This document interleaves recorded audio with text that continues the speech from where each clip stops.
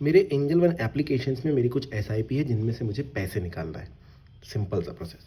Application open कीजिए, mutual fund पे click कीजिए, यहाँ पर आने के बाद पोर्टफोलियो पे चले जाइए। आपको टोटल इन्वेस्टेड अमाउंट दिखाई देगा, आपके सारे फंडिंग दिखाई देगी।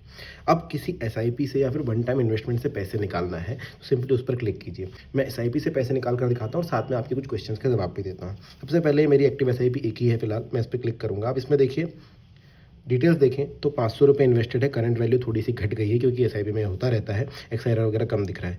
इसमें से मुझे पैसे निकालने हैं तो मैं यहाँ पर जो 3 बिंदु है उस पर क्लिक करूँगा। अब ध्यान दीजिए, एसआईपी क्या पैसे निकालने के बाद बंद हो जाएगी? नहीं। अगर मैं पूरे पैसे निकाल भी लूँ, जो 490 रुपये 96 पैसे निकाल भी लूँ, तो भी ये एसआईपी बंद नहीं होगी, क्योंकि एसआईपी है, ये इन्वेस्ट होता रहेगा आगे। बंद करने के लिए कैंसिल करना होता है, जिसकी बटन अलग से मिलती है।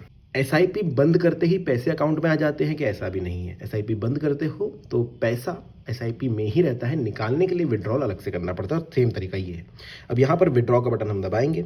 जैसे विड्रॉ का बटन दबाते हैं ये आपको बोलता है कि यार रिटर्न्स वगैरह मिलेंगे, रुक जाओ थोड़ा सा, आपको बोलना है विड्रॉ करना भाई।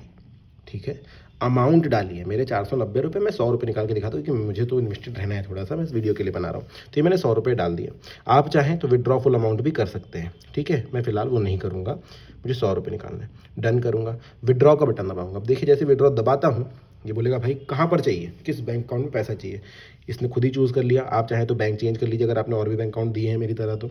ठीक है, इसके बाद विड्रॉ अमाउंट इतना रुपए, नंबर ऑफ यूनिट इतने बिक जाएंगे, एक्सपेक्टेड एनएवी डेट 10 तारीख की होगी क्योंकि आज 10 तारीख है, 12 तारीख को अकाउंट में पैसे आ जाएंगे। ठीक है, कंफर्म विड्रॉ कीजिए। अब आपको जो है वेरीफाई करना पड़ेगा ऑर्डर ईडीआईएस के साथ। जैसे हम शेयर बेचते हैं तो हमें शेयर वेरिफिकेशन करना पड़ता है, वैसे यहाँ पर भी करना पड़ेगा। एक टीपिन देना पड़ेगा, तो रीजनरेट टीपिन कर लीजिए क्योंकि मुझे भी टीपिन याद नहीं है। टीपिन ये हमारे मोबाइल नंबर पर आ गई है। कंटिन्यू करेंगे, यहाँ पर टीपिन डाल देंगे और वेरीफाई करेंगे। वेरीफाई करने के बाद आपके रजिस्टर्ड मोबाइल नंबर पर एक ओटीपी भी आता है, वो भी आपको डालना है और वेरीफाई करना है।